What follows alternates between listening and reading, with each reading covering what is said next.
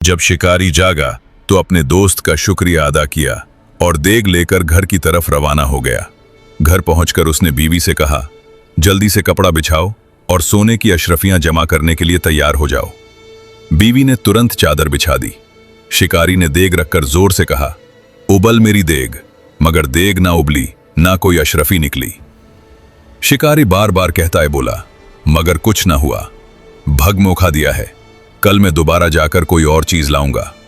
अगले दिन शिकारी फिर सारस के घर रवाना हुआ। रास्ते में उसे वहीं चरवाहा मिला। शिकारी ने कहा, सारस ने मुझे धोखा दिया, उबलती देग की जगह एक आम सी दे दी। अब बताओ इस बार मैं क्या मांगू? चरवाहे ने सोचकर कहा, सारस के पास एक जादुई बोतल है। जब तुम उससे कहोगे खुल मेरी बोतल, तो उसमें से एक शेर निकलेगा। जो भी तुम्हारा दुश्मन उसके सामने आएगा वो उसे खा जाएगा। शिकारी फिर सारस के पास पहुंचा। सारस बोला, फिर क्यों आ गए? मैंने तो कल तुम्हें देख दी थी, क्या उससे भी तुम्हारा जी नहीं भरा? शिकारी ने सारा हाल बताया और कहा, तुमने मुझे धोखा दिया है, अब मैं तुमसे वो जादुई बोतल मांगने आया हूं। सारस ने कुछ देर सोचा, फिर वो बोतल भी उसे दे दी। शिकारी बोतल लेकर चल पड़ा।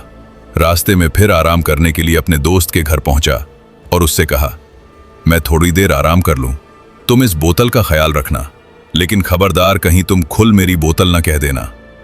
शिकारी के सोते ही उसके दोस्त के दिल में लालच जागा। उसने कहा, खुल मेरी बोतल। अचानक बोतल से एक खतरनाक शेर बाहर निकला और गुर्राने लगा। दोस्त चिल्लाते हुए बोला, बचाओ बचाओ। शोर सुनकर शिकारी जाग उठा तो देखा कि उसका दोस्त चिल्ला रहा है और शेर उस पर हमला करने वाला है। दोस्त ने चिल्लाते हुए कहा, मुझे इस शेर से बचाओ, तुम्हारी देग मेरे पास है, मैं वापस देता हूं। शिकारी ने जोर से पुकारा, रुक जाओ, अपनी बोतल में वापस जाओ। ये सुनते ही शेर रुक गया और वापस बोतल में चला गया। दोस्त ने तुरंत जादुई देग शिकारी के हवाले कर दी। शिकारी दोनों चीजें उठाकर अपने घर पहुंचा और बीवी से कहा, अब देखो मेरा कमाल। उबल मेरी देग फौरन उबलने लगी और उसमें से सोने की अशरफियां गिरने लगी। शिकारी और उसकी बीवी की खुशी से आंसू निकल आए। बरसों के सब्र और ईमानदारी का सिला उन्हें आज मिल गया था। उन्होंने खुदा का शुक्र अदा किया और अपने बाकी दिन शांति और सुकून से गुजारे।